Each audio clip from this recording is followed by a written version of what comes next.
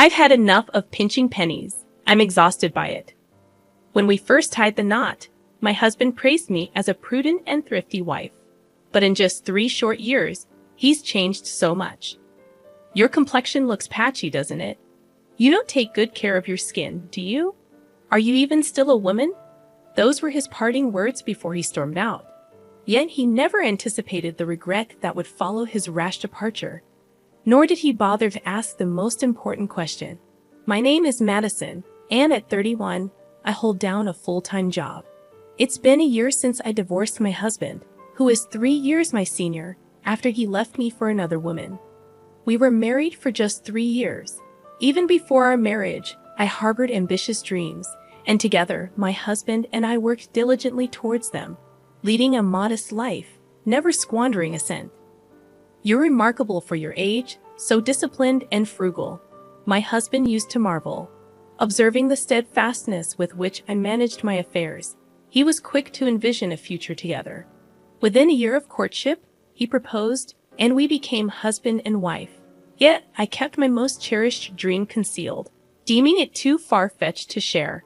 I feared his ridicule if I were to divulge it. Instead, I engaged him in our frugality game, meticulously managing our finances without disclosing the ultimate purpose. As time passed and our marriage matured, my husband underwent a subtle transformation. You still meticulously track every penny. You spend so much time with those account books. He jest, poking fun at my thriftiness. It's almost refreshing to find an error.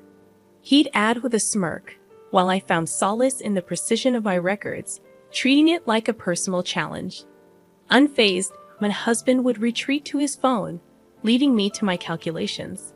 When our daughter arrived, I took on a part-time job as a newspaper delivery person to supplement our income.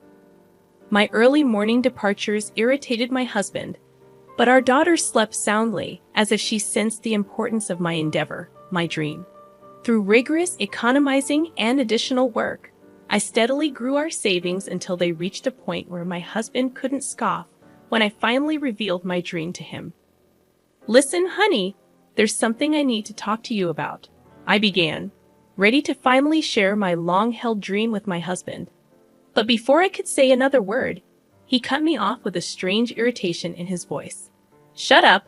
Are you going to lecture me about saving money again? Every day, it's save this, save that. It's getting old," he snapped. It wasn't news to me that he had grown increasingly annoyed with my frugality over the years. Sensing his frustration, I had refrained from mentioning anything about saving money for quite some time. But it seemed even the mere presence of my efforts to eliminate waste had become suffocating for him. "You act like you've achieved something when you've done nothing. What's with that smug look?" he continued, his words cutting deep. As he criticized me, I couldn't help but think how all the qualities he once admired about me had now become faults in his eyes. Every interaction with him seemed like an unwarranted attack, blaming me for things beyond my control. It was as if his perception of me had shifted drastically, while I remained unchanged. He no longer found joy in our shared endeavor of saving money. Instead, he sought distractions to vent his frustrations. It dawned on me then that perhaps he had never truly shared my values of thriftiness and stability. Maybe he was merely intrigued by the novelty of it all when we first met. I recall the drunken confession he made once, admitting to squandering his mother's savings without her consent. Despite previously claiming she had passed away, it became evident that he had always been a reckless spender, lacking in financial discipline. In realizing this, I understood that our differences in money management ran deeper than I had initially thought. It wasn't just a matter of differing viewpoints. It was a fundamental misalignment of values. After listening to my story, I foresaw my husband's growing reluctance towards our frugal lifestyle. As expected, he began to express irritation with saving money and gradually revealed his true character. Night after night, he returned home inebriated, neglecting to provide us with enough money for essentials. One evening, as he stumbled in during the wee hours, I mustered the courage to confront him. "Can you at least leave some money for our daughter's milk? You're her father, aren't you?" I pleaded. His response was dismissive. claiming his earnings as his own to spend as he pleased. Eventually, he ceased contributing to our household altogether. I couldn't ignore the flickering shadow of another woman in his life, nor his increasing belligerence towards me. It reached a point where he either absented himself for days on end or moved in with his mistress. Realizing the futility of salvaging our marriage, I made the decision to leave. I refused to remain tethered to a man who shirked his responsibilities, indulged in vices, and failed to provide for us. With both my parents gone and a baby to care for, I turned to my maternal aunt for support. Despite my reluctance to burden her, I confided in her about my predicament and asked to stay with her for a while. Understanding my plight, she welcomed me into her home, having gone through a divorce herself. I gathered my courage, filed for divorce, and moved out of the apartment I once shared with my husband. It was a rare occasion when someone visited our home during those turbulent times. Later, as the divorce proceedings unfolded, my husband contacted me, claiming he had signed the papers. We met at a cafe where he presented me with a bulging envelope from his jacket pocket, cautioning against any future disputes. Inside the envelope lay a substantial sum of money, accompanied by his declaration of intent to marry into a wealthy family. Seeing through his pitiful attempt to buy his way out of our marriage, I couldn't help but retort with biting sarcasm. If you marry into wealth, you won't need to worry about saving anymore. As those words left my lips, I couldn't shake the thought that a woman who would entertain a man like my husband couldn't possibly be as wealthy as he claimed. At best, she might be running a small business. Yet, my husband departed without a hint of love or concern for our daughter. In turn, I saw no reason to disclose to him the identity of the visitor who had graced our doorstep the day I left with our daughter. Leaving my daughter in the care of my aunt, I returned to work. One day, much to my surprise, my aunt remarked, "Since you've been here, the utility bills have decreased." I couldn't help but chuckle at her observation. I have a knack for saving money, I confessed proudly. Eager to repay my aunt's kindness, I got creative. My thrifty nature and keen eye for waste allowed me to identify areas where we could cut costs. When I shared my strategies with her, she was amazed. "I must tell my friends about this. They'll be thrilled," she exclaimed. Grateful for her support, I gathered her friends and shared my money-saving techniques with them. Their enthusiasm surpassed my expectations, and soon they were eager to spread the word to others. What started as a simple gesture of gratitude blossomed into regular lectures on financial efficiency. My aunt, impressed by my unexpected talent, proposed charging for my services.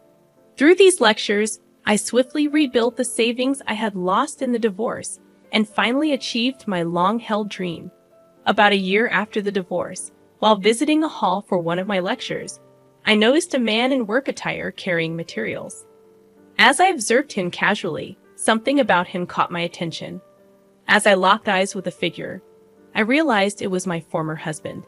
His gaze met mine, and recognition dawned on his face. In a split second, I felt a sinking sensation in my stomach, but it was too late. A smug grin spread across his face from a distance. Desiring no conversation, I feigned ignorance and made a swift exit through the hall's exit. However, he pursued me and intercepted my path. "You don't have to run away. We're divorced," he declared with a half smile, as if proud of some achievement I hadn't even heard of. "I've been put in charge of a company owned by my wife's father. I'm here to oversee some work with my team. I'm slated to become the company president, so I'm quite busy," he boasted, peering at me expectantly. Then, with a mocking tone, he asked about my situation. "I heard you're on welfare. Despite your penny pinching, if you can't earn, you're still going to struggle, right?" His sarcastic grin was unmistakable as he awaited my response. I furrowed my brow in disbelief. "Who are you confusing me with?" I retorted sharply. He maintained his half smile, unfazed, and continued his barrage of accusations. "Didn't you go begging to the landlord of our old apartment for a loan?" His laughter punctuated his words. Then his demeanor shifted briefly to seriousness. "I went to collect some belongings left behind when I moved out. The landlord mentioned something about you struggling and suggested welfare. Was that not you? His doubtful gaze scrutinized me, but I stood before him impeccably dressed, my appearance hardly resembling that of someone on welfare. I explained. I had forgotten until now. Your mother visited shortly before our divorce, seeking financial help. Out of sympathy, I obliged. She was the visitor who came when I was leaving, not a representative of my financial state. My revelation seemed to genuinely surprise him. You're joking, right? Mom is alive, seriously. If she knew my current situation, she might demand her money back. He revealed the turmoil his mother had faced upon discovering he had squandered her diligently saved savings. As I locked eyes with my former husband in the hall, I realized with a sinking feeling that he had spotted me too. Before I could slip away, his grin widened, and he hurried over to intercept me. No need to run off. We're divorced, he remarked with a half smile, flaunting something I hadn't heard. I've been put in charge of a company owned by my wife's father. I'm going to be the president, so I've got a lot on my plate, he continued, his gaze lingering on me. Then, with a mocking tone, he inquired about my situation. I heard you're on welfare. Despite all your savings, you're still struggling, aren't you? I furrowed my brow in response. Who are you confusing me with? I retorted. Unfazed, he persisted, claiming I had sought a loan from our former landlord. Amused by his accusations, I chuckled. I was there to collect my belongings after moving out, he added, his tone shifting momentarily. The landlord mentioned welfare. Wasn't that you? He questioned, casting a doubtful glance my way. Dressed impeccably in recognizable brands, with my hair and nails meticulously groomed, I hardly resembled a welfare recipient. I explained, your mother visited our old apartment before we divorced. She needed money, and I couldn't turn her away. His incredulous expression betrayed genuine surprise. Mom's alive. No joke. If she knew of how I lived now, she might want that money back, he remarked, his tone tinged with regret. His mother, who had been abandoned by her son after he squandered her savings, recounted her struggles tearfully. Despite her son's remorse, he never repaid her. Upon visiting me, she revealed her desire to reconcile, having tracked down our address through a relative.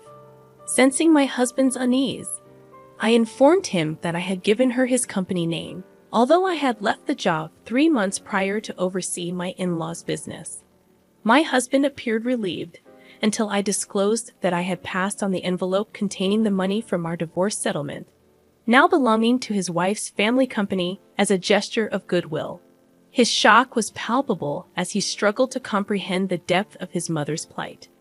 As I recounted her situation, he grew increasingly agitated, finally breaking into a cold sweat. As I suggested informing his mother of his current employment, his phone rang, likely his current wife calling. Startled, he fumbled for his phone, his expression a mix of panic and disbelief. Suppressing a laugh, I responded, "Is she asking me to take care of her?" With a casual wave goodbye to my husband, engrossed in his phone call, I strode towards the neighboring apartment building. My husband, noticing my departure, interrupted his conversation, beckoning me to wait. "Where do you think you're going? That's an expensive building.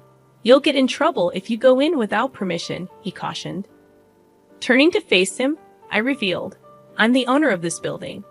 I've rented out all the other units, but my daughter and I reside on the top floor." His stunned silence spoke volumes. I explained that my dedication to thriftiness stemmed from a desire to purchase such a property.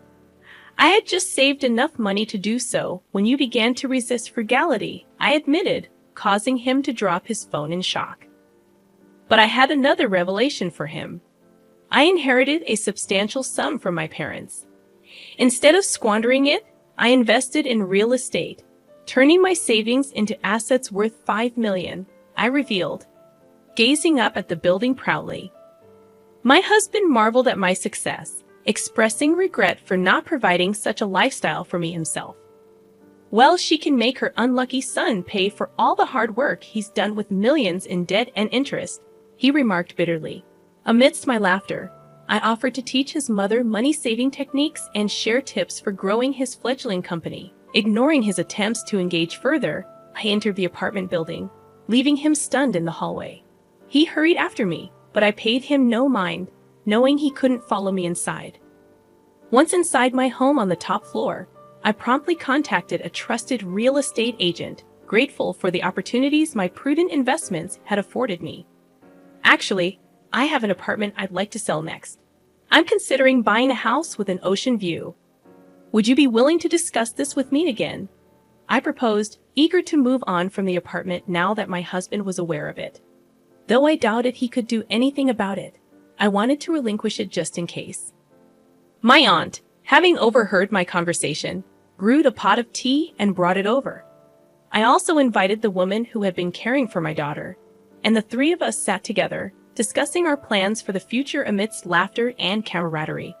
As for my husband, I never encountered him again in the hallway next to the apartment where we crossed paths. Instead, I noticed a different man overseeing the proceedings, an older gentleman. Perhaps my husband faced consequences for his actions towards his mother, or perhaps he simply moved on. Either way, it was no longer my concern. I resolved to focus on my work and continue raising my daughter in the company of trustworthy individuals who truly cared for us. With a sense of liberation and optimism for the future, I embraced the next chapter of my life.